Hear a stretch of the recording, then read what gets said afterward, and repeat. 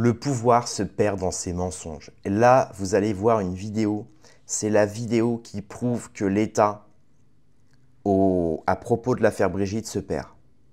On a d'un côté Tiffaine Nozière qui prétend avoir vu Jean-Michel Trogneux. Et de l'autre côté, il y a un an, il y a quelques mois, Marlène Schiappa nous assure que Jean-Michel Trogneux serait décédé. Donc qui est-ce qu'on doit croire maintenant? Qui est-ce qu'on doit croire maintenant? Sachant qu'en plus, on a appris que cet homme-là avait été vu dans un bar, il y a quelques mois aussi, qu'il devait fêter son anniversaire là en juin dernier, alors qu'il serait né probablement en février, enfin, c'est assez louche. On y apprend qu'il se serait présenté aussi dans un tribunal avec une carte d'électeur, ce qui est interdit comme pièce d'identité, ce n'est pas valable. Donc plein d'infos comme ça, et encore une fois, l'État ne répond jamais. Brigitte ne répond jamais à ce propos-là. La famille ne répond jamais sur ces trous dans leur CV, dans leur parcours, etc., dans leur vie personnelle. Ils ne répondent jamais. Ils tournent autour du pot. Et c'est ce qui alimente la rumeur. Et on se demande si finalement ils ne veulent pas alimenter la rumeur pour qu'on évite de se concentrer sur autre chose. C'est à se demander. Regardez bien la vidéo, c'est juste hallucinant. Avant de commencer la vidéo, le pouce en l'air, évidemment, pour m'aider, pour booster ma visibilité, pour me soutenir dans mon travail, etc., etc. À vous abonner à la chaîne YouTube et à mettre la petite cloche, c'est très important pour être au courant de toutes les nouvelles sorties de vidéos. Regardez bien. Bon, les amis, je fais cette vidéo, mais j'avoue, comme dit l'expression consacrée, j'ai un peu la queue entre les jambes. Je vais pas vous mentir. Là, l'affaire Brigitte Macron, alors homme, homme, pas femme, qui est mort, qui est pas mort. Je veux pas remettre une pièce dans le jukebox parce que c'est les vacances, on est tous un peu détendus du gland. Mais là, moi, je sais plus, c'est pas clair. Regardez ce qu'a déclaré Marlène Schiappa, c'était fin mai 2025 en direct sur BFM TV. Mais il y a une histoire humaine derrière. On a instrumentalisé le décès du frère de Brigitte Macron. Est-ce que vous pensez que si c'était l'un de nous, on aurait envie de reparler du décès de notre frère ou de notre Voilà. sœur? Donc Marlène Schiappa, alias la fan de Spider-Man ou aussi la Simone Veil du Kama Sutra, bon, elle nous dit Jean-Michel Trogneux, il est mort. Donc il peut pas y avoir de confusion, il est mort. Donc bon, moi j'en étais resté là. Moi, si tu veux, comme dirait Marlène Schiappa, seules les filles bien n'avalent pas. C'est quand même le titre d'un de ses livres écrit sous le pseudo de Marie Minelli. J'en étais resté là. Et qu'est-ce que je découvre sur BFM TV toujours, dans un article du 15 juillet 2025, donc moins de 2 mois plus tard? On peut lire son frère, donc concernant une des sœurs de Brigitte Macron qui est décédée. Ça, c'est tristoun, on envoie nos pensées à la famille. Dans l'article, on peut lire son frère Jean-Michel, né en 1945, et sa sœur Monique, née en 41, sont eux toujours vivants. Alors, toujours vivant, toujours debout, mais au bout d'un moment, moi, c'est pas que je suis complotiste. Dieu m'en garde. Rudi Reichstadt m'en préserve. Font Marianne, priez pour moi. Mais c'est juste qu'à un moment donné, c'est pas qu'on est complotiste, c'est juste que c'est pas clair. Voilà. Quand vous fact-checkez les choses, c'est pas clair. Non, mais je suis désolé. Alors, est-ce à croire que Marlène Schiappa a encore menti? Alors là encore, loin de moi l'idée. J'évoque la piste, je dis pas que c'est possible. Je dis juste que soit Schiappa a encore menti, soit, sur l'affaire Brigitte Macron, les médias mainstream, vous en savez pas plus que non. Faut savoir, parce que ça devient compliqué, cette affaire. Voilà, donc il est très bon, les gars. Donc là, c'est marrant parce que effectivement, il parle des médias et effectivement, on sait que les médias, depuis 2017, ont menti sur l'affaire Brigitte, à tous les points, à tous les niveaux. On sait que ces médias-là et cette presse est tenue par des milliardaires et que ces milliardaires-là ont tous un point commun, c'est qu'ils s'entendent bien avec Emmanuel Macron. Ils ont tous plus ou moins Emmanuel Macron dans leur poche. Et je dis bien, ils ont tous Emmanuel Macron dans leur poche. Et c'est pas Macron qui les a dans la poche, c'est l'inverse. Ce sont les milliardaires qui tiennent la France. Hein. Ça, il faut le comprendre. Donc, à partir de ce moment-là, à partir de ce niveau-là, on comprend beaucoup de choses. On comprend effectivement qu'à mon avis, les médias, ils en savent un peu plus que nous, ça c'est sûr, mais ils ne peuvent pas tout dire. Parce que les milliardaires potes de Macron, Macron leur dit, bon les gars, soyez sympas, parlez pas de l'affaire Brigitte, dites-en le minimum. Et c'est ce qu'ils font. On le voit avec tous ces articles-là. Ils en font le minimum. Voire même, ils font certaines bourdes. Donc, on s'y perd.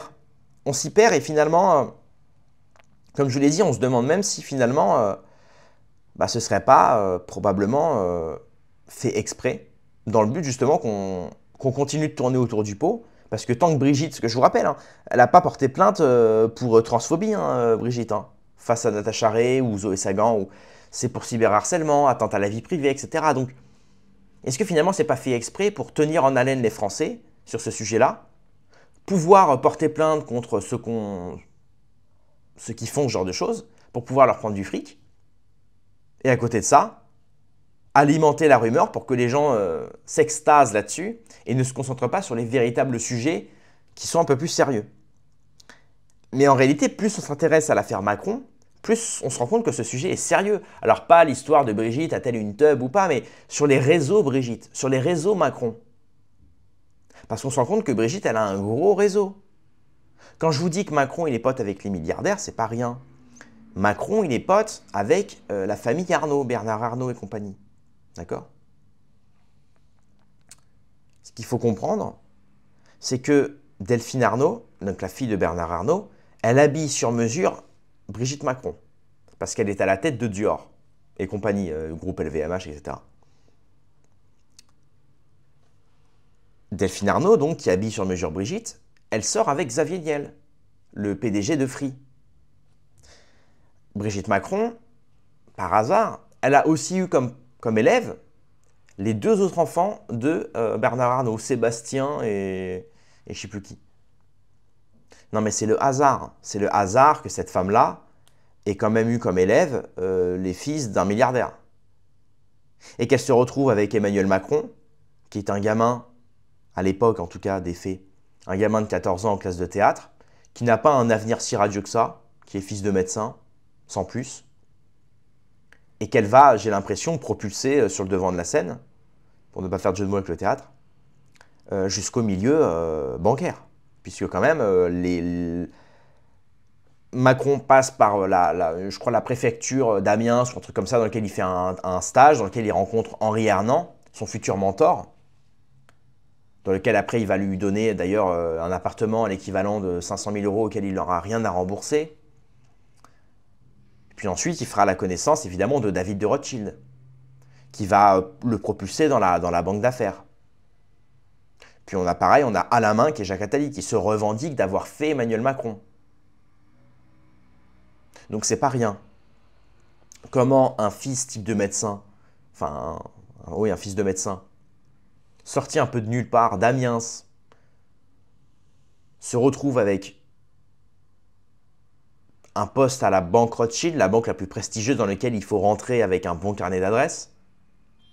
Il finit président de la République. Mais surtout, il sort avec une femme qui a quasiment le triple de son âge. 14,39. 14,39. Comment se fait-il qu'un enfant de 14 ans se retrouve... Il y a forcément une question d'emprise. Il y a forcément une question de peut-être d'MK Ultra même. Hein. Et dites-vous, tout ça, bon, ça pourrait être l'histoire d'un film sur Netflix, l'histoire d'une romance. Sauf que là, c'est l'histoire de notre président. Ouais, les mecs, ouais. C'est pas une blague. Voilà, donc ce qui est assez ouf, c'est que voilà, on y voit aussi, pour faire taire les rumeurs, l'avocate Brigitte Macron, Jean Enoki, a demandé à Tiphaine comment se portait son oncle. Elle a dit « J'ai vu mon oncle il y a quelques semaines, il va très bien », a répondu l'avocate. C'était tout récent, hein, c'est à propos du récent procès là, hein, prouvant ainsi l'existence du vrai Jean-Michel Trogneux. Bon déjà ça ne prouve pas l'existence de Jean-Michel Trogneux, mais surtout ça prouve qu'il est vivant. Marlène Schiappa nous a dit l'inverse il y a quelques mois, donc faudrait savoir, faudrait savoir. Et pour finir, donc voilà, donc c'est le résumé de l'affaire par Pascal Laurent. Donc pour ceux qui ne comprennent pas bien l'importance de l'affaire Chibrit, donc si Brigitte est Jean-Michel, cela veut dire qu'il y a usurpation d'identité, que tous les contrats qu'elle a signés deviendraient des faux, y compris son acte de mariage. D'ailleurs, son mariage qui a été grandement financé par Henri Hernan, le mentor d'Emmanuel Macron, un an avant de rentrer à la banque chez Rothschild. Il y aurait Dupri ayant potentiellement faussé les résultats de 2 élections présidentielles. Et ensuite, elle deviendrait donc non plus une maîtresse qui a séduit un adolescent de 16 ans, alors c'était pas 16 ans, c'était 14 ans, mais donc serait un PEDO qui a abusé d'un enfant de 14 ans. Ça change énormément de choses et c'est pour cela que cette affaire doit être tirée au clair. Et en réalité, les gens, vous savez, hein, moi je reprends les mots de Xavier Poussard, il faut sauver le soldat Emmanuel. C'est ça. Il faut sauver le soldat Emmanuel. Emmanuel est sous emprise. Alors je dis pas ça, je dis pas que c'est factuel. Je dis simplement, quand on regarde le CV d'Emmanuel, le CV de Brigitte, les âges à laquelle ils se sont rencontrés, le parcours des deux, on voit bien qu'effectivement, il y a, pénalement parlant, ça s'appelle du détournement de mineurs, et qu'il y a, à mon avis, une certaine emprise. Pourquoi on pourrait parler d'emprise quand c'est une femme de 17 ans qui sort avec un homme de 25 ans et qu'il l'a sous emprise, il l'a forcé à faire des choses, il l'a trimballé toute sa vie dans des endroits, ceci, cela, bref. Elle ne s'est plus sentie elle-même, elle était sous emprise. Ça, c'est le mot de toutes les femmes qui ont le hashtag balance ton porc. C'est très bien. Mais pourquoi on ne pourrait pas parler de ça dans l'affaire Brigitte? Où sont les féministes là pour défendre le candidat Emmanuel? Où sont-elles? Parce que là, je suis désolé. Je suis désolé. C'est terrible. Il faut sauver le soldat Emmanuel. C'est tout. Ce sont les mots de Xavier Poussard. Bref, c'est tout pour cette vidéo. Merci de l'avoir regardé. Rendez-vous dans quelques heures ou à demain pour une prochaine vidéo. Paix et amour sur mes amis et mes ennemis. Et surtout, surtout, sur mes ennemis.